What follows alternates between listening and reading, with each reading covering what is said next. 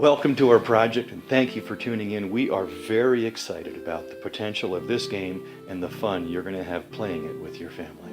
Players redistribute gifts of grace, hope, faith, and love in a cooperative battle against sin and deception on their way to New Jerusalem. The strategy of the game exposes the reality that it's love that gets us treasure in heaven and not just our knowledge of the Bible. The game is an all-ages game. There's no prior Bible knowledge necessary.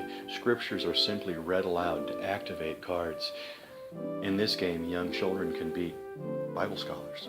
Have you ever noticed that kids might have trouble learning from a textbook and in school? They just can't seem to memorize it. But when they're given a baseball card or a game card, they know every single fact. The game includes over 225 individual playing cards with scriptures, powers, ability, and masterpieces of sacred art from such artists as Michelangelo, Botticelli, and others. The game begins with a salvation card that is freely given to all players.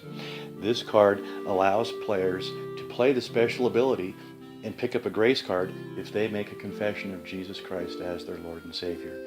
We've played this game with families, and I can see tears in the eyes of moms and dads as their children are making this bold proclamation. The game allows people to sing the Psalms. Whenever a psalm shows up, there's a special ability that allows you to get a hope card if you will sing this psalm instead of just read it aloud.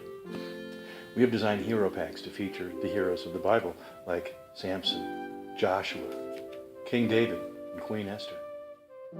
Battling sin and deception is one of my favorite parts of the game. There are 9 sin and deception spaces in the fallen world. They represent different land masses, and they're labeled North America, South America, Asia. And so when we battle them, we'll pick up a follower card. It says go above an open sin and deception space and transform it into a kingdom of heaven space. We take the marker, change the game board now forever, signifying the gospel has been preached. The Millennium level on the game board is broken into 14 spaces. These cards depict great events from Genesis through Revelation, such as the creation, the fall of man, the flood, rapture, second coming, tribulation. The game is not just a race to the center, but it's a dynamic interplay from the 3 different levels. Players can rise, they can fall. One player can be at the heaven level, another player can be at the fallen world level. The game is over when players have transformed all of the 9 sin and deception spaces, and one player enters New Jerusalem with a faith card. The player is not necessarily the winner. It simply signifies the game is over, and now players count to see who has collected the most treasure in heaven.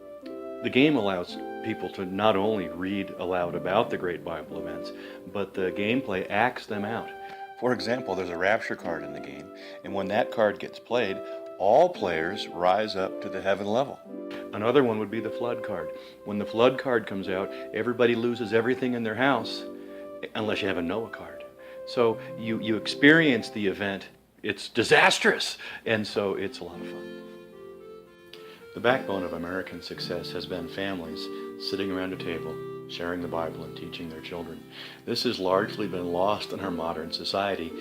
The great hope of the Treasure in Heaven game is to bring this back, to sit families down, to share scriptures in a game-like, non-religious setting that teaches the value of loving your neighbor.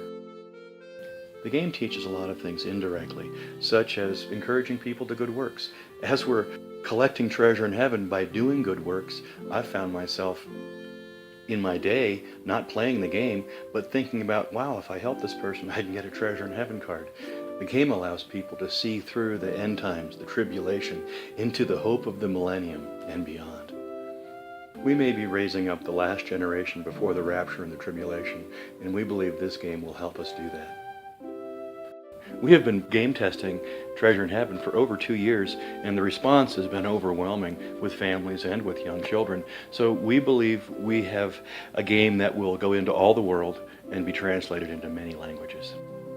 We have a burning passion to see the gospel of Jesus Christ preached into all the world, and we see this game as a way to do that.